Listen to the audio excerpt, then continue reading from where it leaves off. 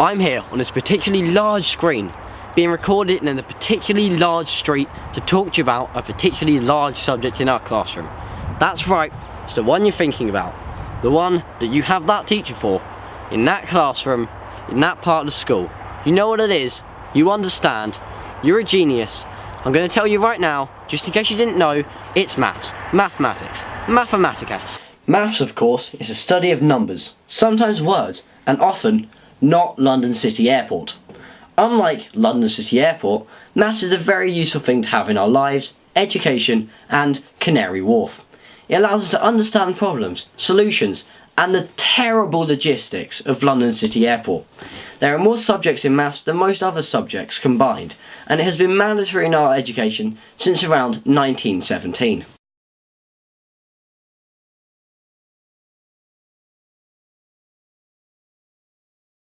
One example is inequalities.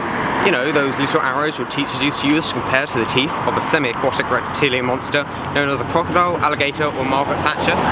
Say, for example, there are 6 tons of fake tan stored in the basement of some vault in Switzerland, but we didn't tell you that. At any given moment, there are also approximately 6.734 tons of fake tan on the face of a hideous, walking, ravenous, racist, radical reptilian politician in a country across the Atlantic. We can represent this as an equality by saying that 6.734 tons of fake tan is greater than 6 tons of fake tan. There, now you have a real-life application for inequalities.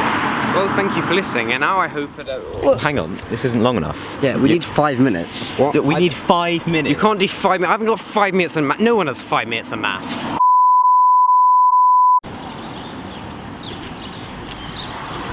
Another example of how we can use maths in real life is Pythagoras Theorem. Pythagoras Theorem is a formula for how we can calculate the missing side of a triangle. So, for example, take the school. See, we could go in a straight line across the road and then in a vertical line into the doors and then into the cafeteria and steal the cheese swirls. But it would be far easier just to go in a diagonal line and into the cafeteria and steal the cheese swirls and eat them for ourselves. Wouldn't it?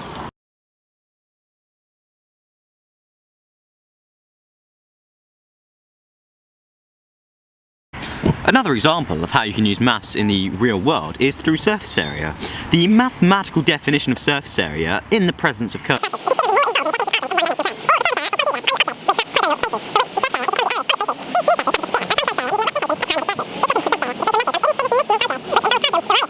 Integration. In a less confusing manner, this means that by finding the dimensions of a McDonald's chicken nugget, we can calculate the surface area of the said delicious piece of chicken, and therefore find the quantity of Szechuan sauce, or in this case, barbecue sauce. Have you got any Szechuan sauce? Which one? Szechuan sauce. 414? Szechuan sauce. No. Needed to require the said chicken nugget to improve its fantastic flavour. However, it is advisable that calculating individual who clearly has too much time have them an IQ of over 200.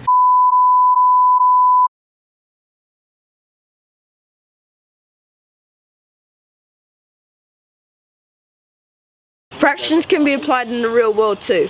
Fractions can help us calculate a segment of a quantity. For example, the average face of a wife of Donald Trump is 9/10 plastic. Or another example is that the average truthfulness of a politician is, as we all know, 5/10, whereas the average truthfulness of a wealthy lord is on average 3/10. Therefore, we can perform the simple equation of 5 to 3. We get the numerical value of 2. In this case, this becomes 2/10, or the average truthfulness of a conservative. Now to finish off, we have asked people in our school whether they like maths. Yes. Yes. Yes. Yes. Yes. Yes. Yes. Yes. Yes. Yes. Yes. Yeah, boy, yes. No. So 16 out of 17 people said yes. So this can be written as a percentage, which is 94%.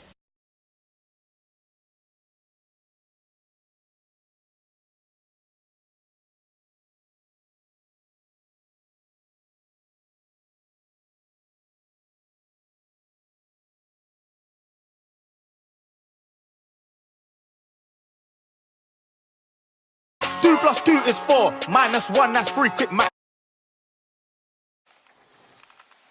I'm Pickle Graham, maths in real life! Oh, I get it. Robin, tell me when you're ready by going la la la. Doesn't look weird at all, does it? It doesn't look weird at all, does it, Matt? The screen. Being recorded. You know the one. It's a one specific subject. On you right now. Yo, it's Nick Crumpton and my collar's Steve Bobbin. Yes, I can rap. I know I'm not from Compton. England is my city. Today's the day. Gonna go get that Szechuan sauce, Morty. Arc length of a launch when no one launches a General Pickle rig. Making my way downtown, walking fast, faces past, and I'm homebound.